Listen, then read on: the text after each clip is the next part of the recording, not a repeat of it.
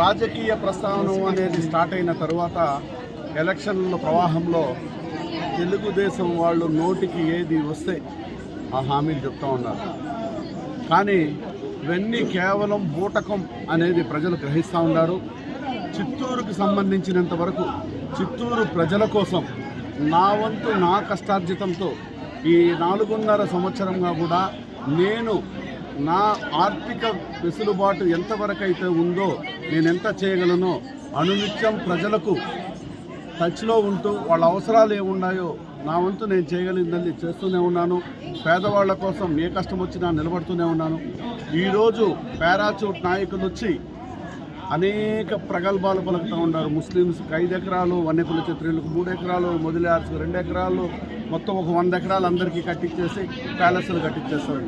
ఈరోజు చిత్తూరులో జరుగుతూ ఉన్న ఈ యుద్ధంలో పేదవాడు ఒక పక్క,